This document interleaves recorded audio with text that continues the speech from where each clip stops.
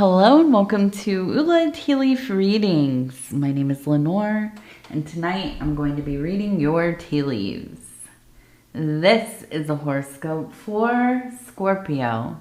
If Scorpio is your solar, lunar, ascendant / rising sign, then this is a message for you. All right, let's get started. And so, I have a piece of my... Is that cat hair? I think it's cat hair. Oh my goodness, come off of there. All right. Good luck, right? So Scorpio, our card tonight is the Ace of Cups. Okay. We're gonna go ahead and just take a look and see what's going on here. What are these tea leaves going to tell us? And if you want to hit the like button, leave a comment, subscribe, all of that. I hate mentioning it at the beginning, but I do it because I'm supposed to. But yes, welcome to the channel. We're going to see what the tea leaves have in store for us tonight. Oh, we have a face. Look at that face right here. You can see the eyes, the nose, and the mouth. And kind of almost looks like maybe horns. I imagine this is kind of like a pan type energy.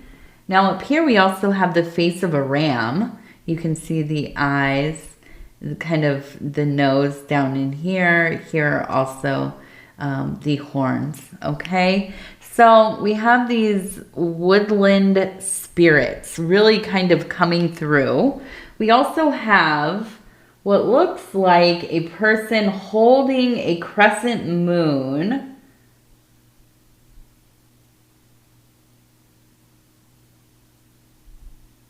We have another person standing next to them as though maybe they're going to hand them something. We also have a star and the number 4 right here. You can see the top part of it. And the star is here. The star represents goals, okay? So I get the impression that we're in a place that's feeling pretty surreal for you. Like you're living in a dream, maybe a nightmare. And I'm laughing just because, not because it's fun to live in a nightmare. It is not. But boy, we all know that feeling, don't we? Not so much a nightmare like it's like all the things are going wrong, right? Now that really does feel like a nightmare when it's one thing after another. But I feel like this is more like the uncanny, strange things happening. Okay, maybe feeling the thinning of that veil as we get closer to the peak of autumn, right? Now we're kind of going into the fall. Now, if you're in the southern hemisphere, going into the summer, right? It's probably pretty warm down there already. It probably feels like summer by now. Well, anyways, what I would consider summer. But there is as well this kind of increase in energy, right? Now, it's a little bit different when you're going into those hot months. It's kind of almost a frenzy, a little bit of that manic shiftiness, kind of, you know, a little bit of, well, that bacchanalian energy that I've been talking about because listen, we've been in the summer here in the northern hemisphere. Now all of that is slowing down for us, absolutely. We're starting to talk a little slower, right? Walk a little slower, go outside. You can finally, you know, maybe experience the mornings where they're nice and cool, maybe even a little bit chilly, you know, that smell in the air, all of that. But there is kind of this unwinding of logic, and that's what it feels like. Kind of this feeling of everything seems a little bit bizarre, right? Maybe this is how people are behaving. Maybe you are seeing signs, synchronicities, symbols all over the place, right? Repeating numbers. The universe is talking to you. And yes, these kind of wooded spirits that we have showing up. Okay, so we have two horned humanoid. Well, one is a humanoid. At least in the face, it kind of looks like it, right? You can see here with the mouth and the nose. This one up here just looks like a ram's face. Okay, so now maybe we have an Aries person, or maybe this is that we have, the kind of energy of the ram, right? One that is brave and unflinching, able to traverse difficult situations, to really apply oneself to the path, right? Even if that means going straight up the side of that rock face, right? Looking for the little pieces of footing that you must find to kind of, ascend. And that's not easy. It is not easy, and it's scary, absolutely. But this is an energy of not giving up, finding a way, right? We do what we must. This is my current mantra. We do what we must. We do what we must. Even in the face of, terror, of hardship, of, maybe not being too popular, maybe not being liked too well. I don't know about you, but I'm okay with being the bad guy. Yeah, I am, definitely. I don't care. I'm a Virgo. You don't like me? That's all right. Yes, I'm also a little sensitive. I might cry a little bit, but yeah, ultimately, I'm going to do what I got to do, right? And I know that you are just the same, Scorpio. Now,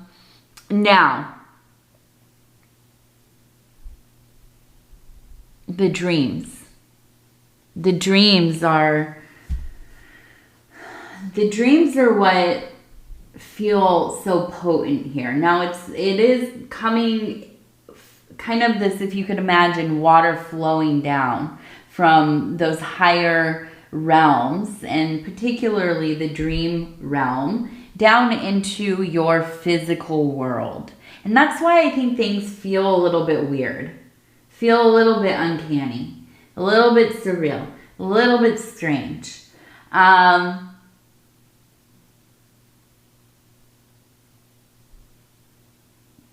And the dreams, I feel like it's just, they're so potent. I almost feel like these maybe feel like bad dreams. Or at least difficult ones. They're not like always so pleasant. That's for sure. Now we also have the number 707. We also have in the 0 up here, it looks like a clock that would be, well, let's see. It looks like it's about 8:10. It would be about 8:10, pointing at the numbers, right? So if that time means anything to you, 8:10. But we also have the number 707, okay?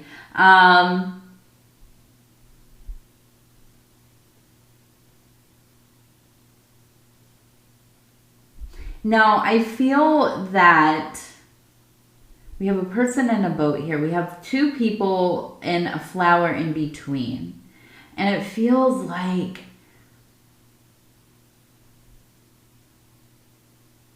I'm just going to say it. It feels like you've been misled or mistreated or both, and maybe an old relationship. Maybe you've met somebody, you have come to have a fondness for somebody. Maybe you're even already married to them, right? But there seems to be some amount of trouble opening yourself up all the way. I feel like things have not always gone as planned, which of course they don't. They never do for anybody. But and I laugh, but I know exactly what that feels like, you know, to have your life not look anything like what you had planned. You know, I think we've all been there. And that's why I laugh, because I know how frustrating, heartbreaking, difficult it can be. But I think that this is your love. This is different. This is different than it's ever been. And I feel like there is a real just a want to be able to connect, and you can't figure it out. What are we doing wrong? What am I doing wrong? What are they doing wrong?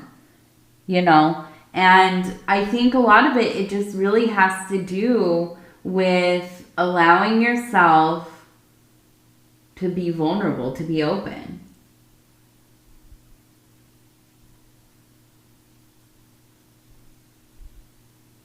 But it also feels like they have the same problem, because I think it's not just like this is on you. Don't let me make it sound that way, because it's not. It's not just on you. It feels like this is a struggle back and forth. Like it's like you come to them open-hearted, ready to talk, ready to be close, ready to kind of work through some things, and you're met with kind of a stone wall, or they're busy and they're sighing and they're frustrated, and it's, you know, and you're like, okay, well, I'm going back into my, you know, shell. And when they show up wanting to talk, wanting to be close, wanting to, you know, and it's the same thing, back and forth, back and forth, back and forth. Once in a while you get into that place where, yeah, you're both on the same page. Everything aligns. And that is so powerful that I can see why you stay together, why you want this to work. But something else has to happen here. Because it feels tiring. It feels like you're tired. You know, and I don't think it's that you want to leave necessarily, but I feel like it's almost like you would rather just turn yourself off emotionally, right? You don't want to dwell in that place if it's just going to keep hurting. You don't want to hope for this connection if it's only going to lead to you feeling more lonely in your relationship. So you just kind of go along, you know, find other things to fill your time with. Stay busy, work, travel, keeping the house, kids, hobbies, whatever, which, you know, that's fine. That all sounds good. But when at the very core of things, you have a partnership, or, you know, you are building a partnership with somebody, and you're at that point where it's like, I rather just kind of, yeah, we can sit next to each other and be chill, but we're not going to really talk about anything very deep, or we're not really going to be very affectionate, or, you know. And listen, again, I think most relationships go through these periods of time. Now, you might have like a unicorn relationship where it's always good all the time. And good for you if that's the case. The rest of us out here, you know, yeah. I think it's normal to go through periods of time like this. But it really comes down to making a decision. you know. And let's do our oracle, the radiant sun. Oh no, my I lost it down in the wires down there, my little stick. Okay, so I'm gonna pick 3 of them, and we have convention. All right, conventional living, escape. Okay, yeah. Oh my goodness, I immediately saw this and I was like, I wonder how I would feel about that. Yes. Although, you know what? I laugh about that, but I have such a conventional life that it blows my mind. I never in my life thought I would have a child, have a home, be in a, like, you know, monogamous marriage, you know, and a business and all of this stuff, right? So conventionality, maybe not as bad. Not as bad as one might think. Anyways, a rebellious spirit such as myself, right? But not where I thought I would be. Definitely not. So yeah, I just thought, oh yeah, we're escape. Yes, I understand that impulse at times, definitely. Okay, optimism. Okay, so I also want to, I'm going to do 2 more because I want some more here. I don't think this is about you like running off or breaking up or anything like that. Okay, so organization. I feel very much that the life that you are working so diligently for, yes, it maybe looks a little more conventional to some. Right? To other people, it might be like, whoa, that's super unconventional. That definitely, you know, it really is particular to the person, to the culture, to, you know, where you live. It could even be regional, right? People live differently all over the place. I mean, if you've traveled, if you're, you know, I'm from the United States, obviously, with my terrible misuse of the English language. You can tell I'm from America. But if you even just travel in different parts of a state, right? Pick any of the states, really. Yeah, you'll see people live quite differently. Even it could be different towns, you know, it has a whole different vibe. Whole different culture, different things going on. So convention, for something to be conventional, there is many different ways for this to happen or be or look like or whatever. The escape. Yeah, I feel like, yeah, you're somebody who lives by your own rules. We're talking about a Scorpio, so I mean, come on. Yeah, and sometimes I think it's your go-to. Like, I'm out, you know, peace. I like ghosting. I think of like that Homer gif, right? Yes, I said gif. Where he slowly backs up into the hedge and disappears. Yes, escape. But I think that you remain optimistic in your situation. And I think ultimately you are in a place that you want to be, right? You've worked towards this. Now, is everything perfect? No, absolutely not.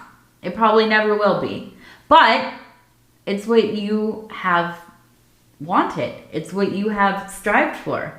And where there are those things that you just can't live with, or you know, like things have emerged in your routine, in your relationship, in the household, in your work, whatever. And you say, nah, this is not for me. I don't really like this. We got to change something. I'm, you know, I need something different here. Yeah, you reorganize. And I think you are really good at organizing your life. Scorpio people, always on point. Let me just tell you. Now, I know often I think of aesthetically, like how you keep your homes, what you look like, how you present yourselves. Very, very highly stylized, usually. Okay. But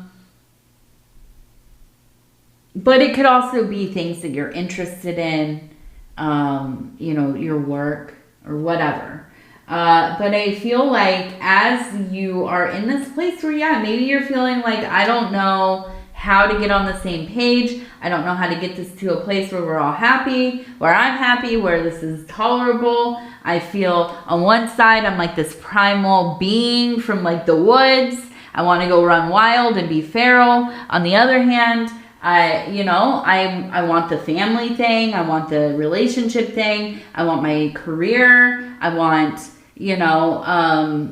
to do something of meaning in my life, to have a relationship with not only my significant other, not only my family, but with the divine as well, right? I want to feel like I've built something worthwhile, right? I want to feel like I built my own little kingdom.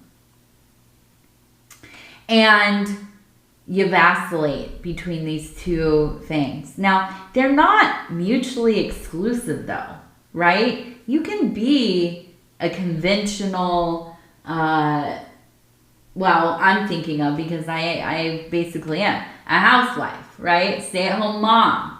Now I work, of course, but that's my main job. That's the main thing I'm doing, is keeping this house, keeping this business going, taking care of the family. You can be all of that and still be feral, wild, primal, of the mother, right? Now, I'm not talking about, pristine, white flowing sheets and, a halo above the head. Now, maybe, that could be. But no, I'm talking about the mother. The dark mother. The mother of wolves. The mother who emerges from, the swamp, from the muck, from the earth. And she builds and she destroys. And she builds and she destroys. She is the giver and the taker away. And it might not always seem fair, but she does what a mother does. She makes those hard decisions. She does those things that we might not understand. But she's in it for the long game, because she's been here forever, always. And we don't see the plan. We don't see all of the moves. We don't see all of the variables. But the mother does. And you can be of the mother, right? That arcane force. I mean, it is an element in its own. And still be very conventional, right? And so what it is to find a balance. Find a place where all of these things come together. Nothing feels lacking. Now we have choices, of course. This is where you and I really meet, Scorpio. Us Virgos, you Scorpios. We have to make a lot of very intentional choices about how we react, how we behave, how we talk to people.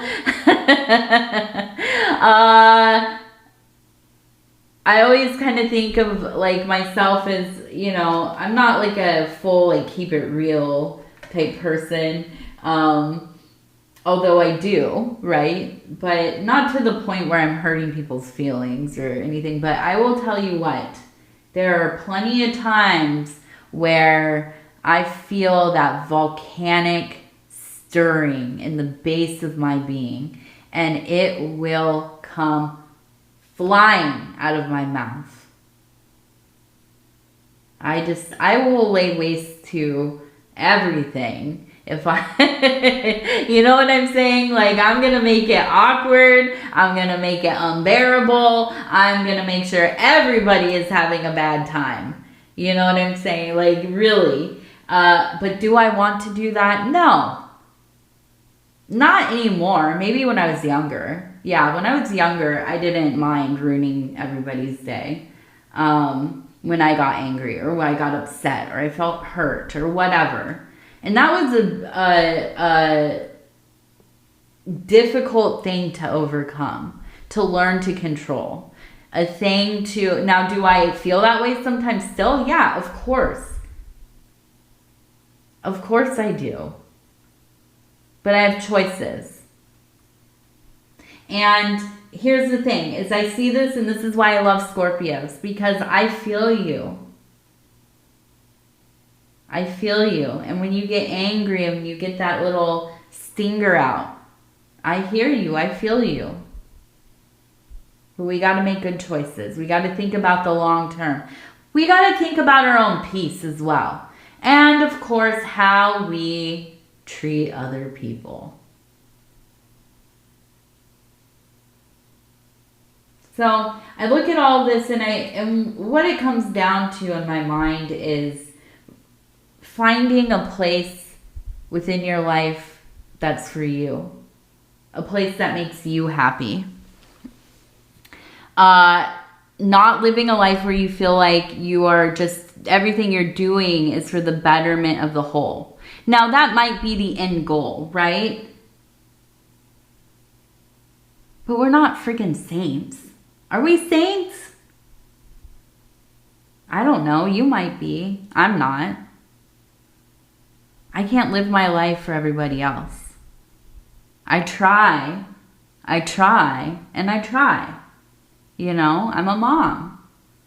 But when I pour too much of myself out, we're headed towards, you know, burnout, destruction, resentment. I need stuff for myself, just like you do. I need time, just like you do. I need something special, a hobby, an interest, you know, a half an hour to stare at, what am I watching right now? Tell Me Lies, just season 2 just came out. Terrible soap opera-y type of stuff, but I'm gonna watch it, and I need that. My husband will never understand, but I need it. You know, and we do. We need something for ourselves, okay? And so I feel like this is where we're at right now, Scorpio. And I think that's ultimately what kind of will help you get to a place where you feel like you can communicate better within your relationship, okay? We all need our own things. We all need other things outside of the household, outside of our romantic entanglements, outside of our family responsibilities, our work stuff. We all need something for ourselves. So go and find that and do it. Implement it into your life. And I know you're probably busy and you're saying, my gosh, another thing, right? Let me just add another thing to my plate, Lenor. Yeah, please do. Please do.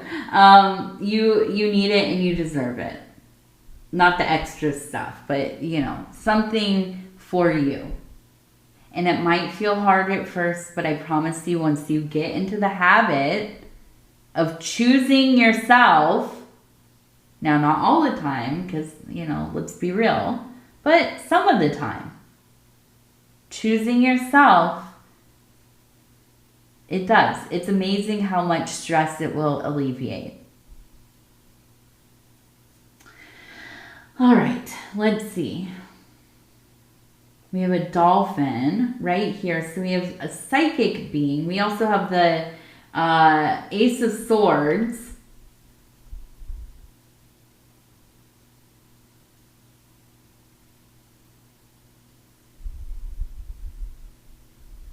I feel like we have a throne with a heart above it, empty. I feel like we had a father figure, a masculine figure at least, who was absent. Doesn't mean that they didn't raise you, but they were maybe emotionally unavailable. Maybe they were working all the time. There just wasn't that connection. And as you got older, I feel like it was like further and further away from each other.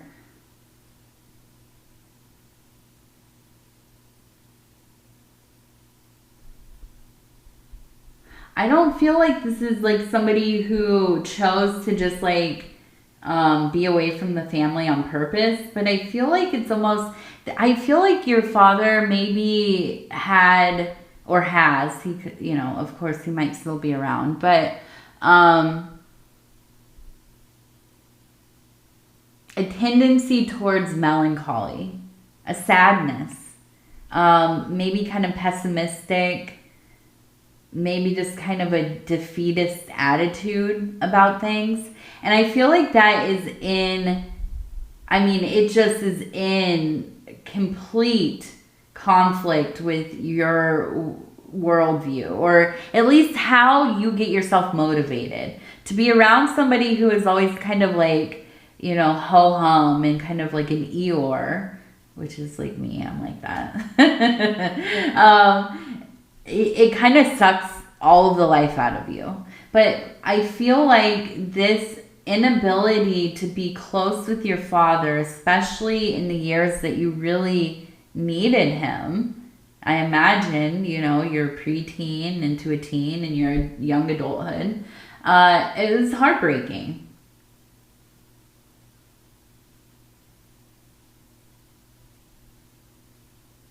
I keep getting this feeling of like, when you're a kid and you like have a little tantrum or whatever, and you go running off to your room to cry, and you hope, you know, that somebody will follow you in there to come and comfort you, check on you at least.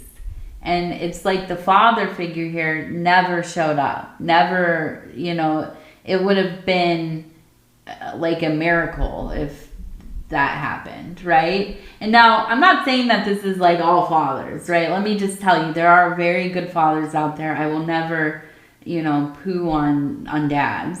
But in this case, I feel like it really affected you deeply. Now, I feel like this, your dad, on your dad's side of the family as well, very psychic people.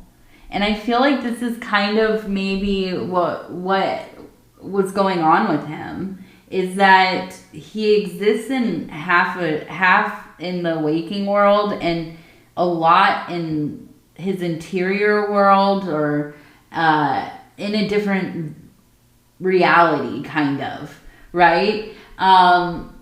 Experiencing life quite differently than most people, and almost kind of just dissociated a lot.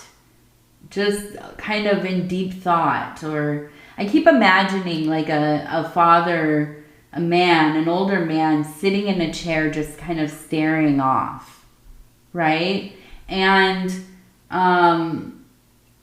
the desire to talk, to connect with them, but it's just, you know, mentally deep within himself, or off somewhere else completely, right? And so I feel like this is something that it's really colored the way that you see the world, right? Your worldview, your life experience, all of that. So, you know, something to maybe meditate on. Something to maybe talk to your therapist about, or begin maybe the processing, the process of processing. All right, so let's take a look. We're going to see our gratitude affirmation cards here and see what they have to say. Vibrant canvas. I am thankful for the marvels bestowed by the gift of sight. Each glance highlights the world's vibrant, why can I not say that today? Vibrant offerings, enriching life's canvas with endless hues. Practice. Take a moment to appreciate the beautiful tool your eyes are. Always guiding and directing you in this colorful world. In this beautiful and colorful world. Makes me think of just going for a stroll. Taking a little walk. Maybe getting up early in the morning. Sitting on the back porch. The back step. Just watching the trees as they dance. Dance, dance, dance. They're getting crackly here.